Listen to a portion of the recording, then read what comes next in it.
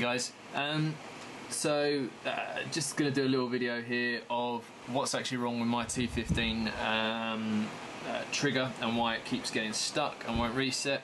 I am going to put on some pictures afterwards which you'll be able to see, which show this a bit better, but I will try to do it now. Basically, I don't know if you can see, but right here, if I zoom in a little,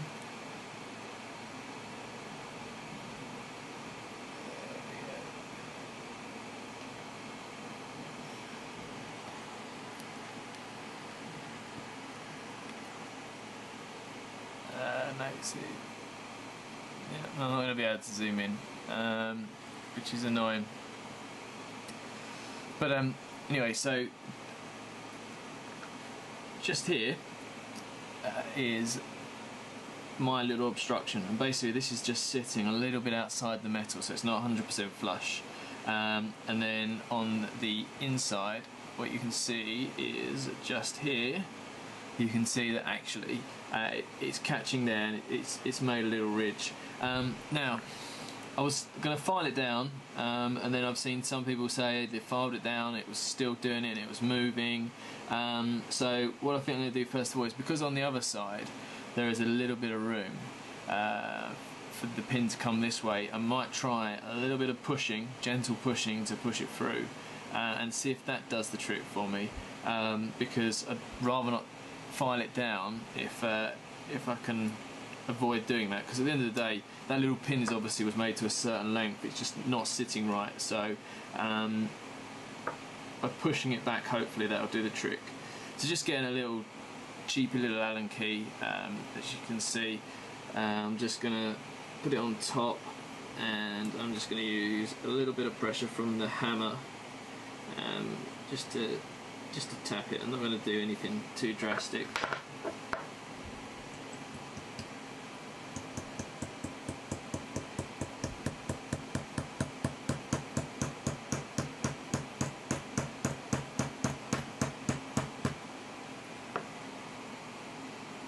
It's looking a bit better, so just give it a bit more.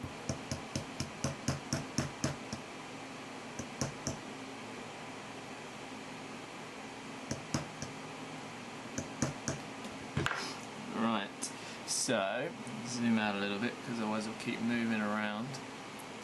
That now feels lovely, like that's been sanded, that's been filed down.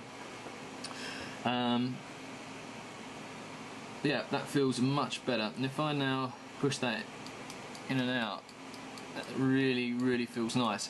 Before, you know, it wasn't awful, but it was obviously just enough resistance to give that jip. And so that's now working really nice. There's no resistance there at all. On the other side, it's sitting right in the middle there. So right flush to the outside, and it's right flush to the outside on this side as well. So basically, to sort of recap, taking a little tiny Allen key, or you know, you could use the end of a file. But obviously, don't want to be, they're a bit brittle, so I wouldn't use that. But just use anything that's obviously got a nice little small pointy edge. It's probably about at most 2 mils, you know, maybe 1.5 mil, on the centre of that little pin, and just keep giving it little taps with the hammer. As you saw, I didn't do anything too hard. Make sure you rest something underneath the trigger, so it's obviously not, you're not putting pressure and bending on the joint.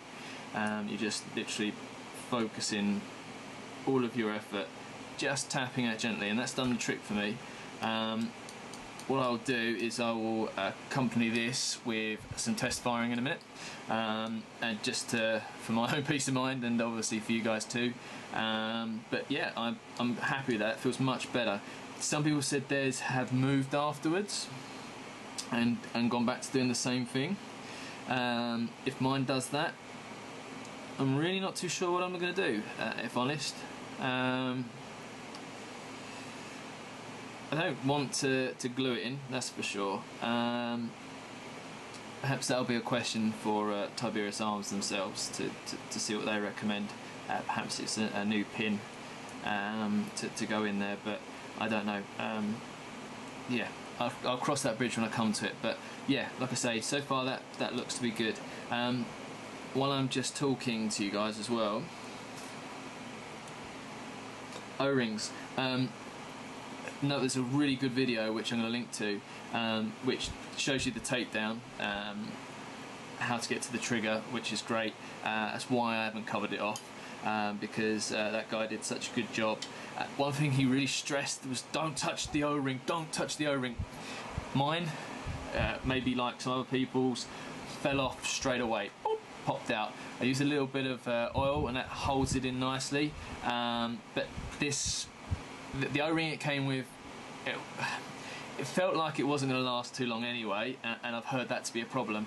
But I just, you know, when you have that gut feeling, and my gut feeling was, you know what, no way am I gonna keep that in place. So I literally took mine out.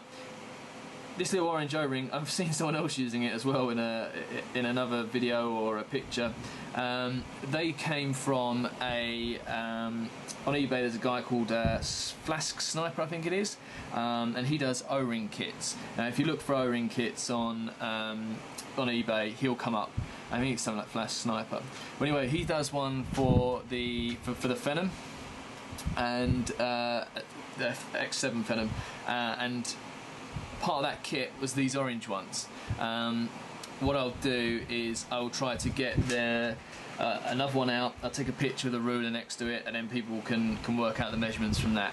I will not even attempt to try and give you the right measurements, because yeah, whenever I seem to think I've got O-ring measurements figured out, yeah, I haven't got it figured out, and I end up buying 50 or 100 O-rings that end up becoming useless, and I'm getting a pretty good collection of O-rings right now. But I'll keep buying markers, more markers, and in that way eventually I'll have a marker that they fit. It's probably not the right way to do things, but there you go. One thing to note when you're taking it apart, the guide does mention nicely about this spring. Be really, really careful when you do take it apart, because, and he does mention the detent, but it does come out really easy. Yeah, I literally sort of I've watched the video in full, took mine apart, and then went back and watched it, because I found this on the floor, and I was like, okay. I did it in my room, so you know, it's never going to go nowhere unless one of the cats went and ate it, like they sometimes do. But I found this on the floor, and I was like, it looks like it comes from a marker, but where does it come from? You know, I was really, really careful, and essentially this is the detent for your safety. You know, he does say that to you, but I'm just sort of like in my video, just saying like, this piece almost evaded me, and the last thing you want is the safety not to work. So I just thought I'd reiterate that as a good point. He also mentions about these pins. I'm dyslexic, so maybe I was just really not reading it right, but I was confused as hell by his instructions when it was regards to the O-ring, which doesn't look like an O-ring, but just a metal. It's just basically a little metal washer, isn't it? Really, in that groove. It's probably got a better technical name, but if you watch any more of my videos, you realise that I often use the wrong words. But basically, when I was taking these out, the one thing I did was, when they were taking them out, I noticed there's a dimple, and I'll try and use a proper camera to take a picture. There's a dimple on the top of these, right? And so when I was knocking out these pins, I remembered the dimple was on top, because in his video it says, you go, this should be on the left, but it's like, what way's the left? And so then you read the second paragraph, and it says you go from, that this should be on the right, and you should go from right to left. So he contradicts himself, because actually, if that was on the right and you're going from right to left, your dimple would be on the other side. Well, actually the dimple started off on this side, and it goes from right to left. So this is on the left. So his first statement's right, but counteracted by the second. Or maybe I just read it wrong. But anyway, this goes in and sits like that. So your little band will be on the left or the right hand side of your marker, however you look at it. Basically the opposite to your safety side. And that's how to remember it. Unless you're ambidextrous. Okay, so there's no easy way to explain it. From the right side, it's going to be on the left. The biggest tip I can give is, before you do it, take a picture. Because on one side, you're going to have this dimple, and so then when you knock these through, you will obviously know that the dimple was on which side it was. Tiberius Arms one side, not the other. So just remember which side. So if your dimple is obviously on this side, then you're going from right to left, if you're looking at it from that way. Well, anyway, I think I've made that probably long-winded and more than needed to be. Yeah, I think that's it. I'm going to put this back together, and then I'll take a quick little video of her firing, and hopefully my little fix there will be perfect.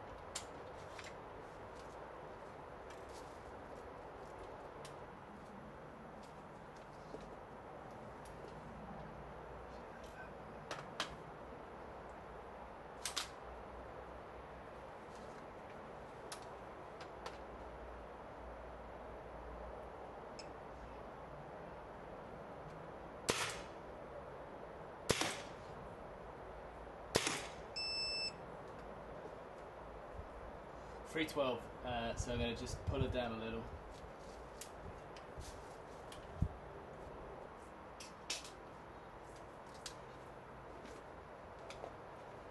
One turn in.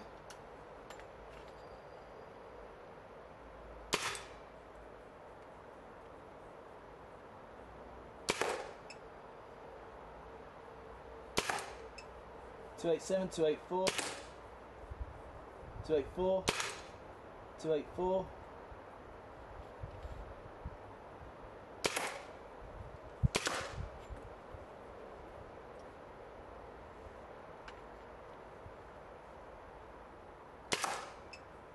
.292, 304, 288,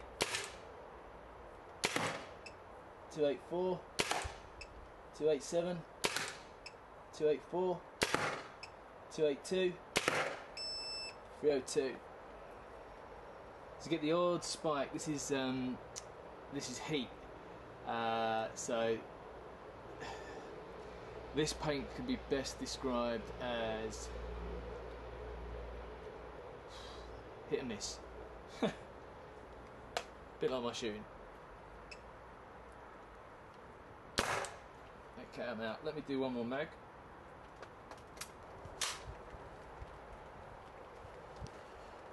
Right, last mag, especially as we're starting to get rained on.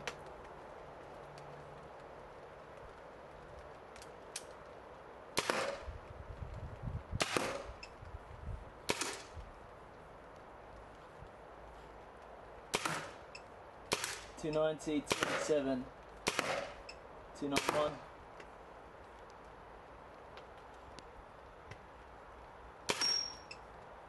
287, 296, 290, 290, 280, 287, 283, 290. Just going to finish her off.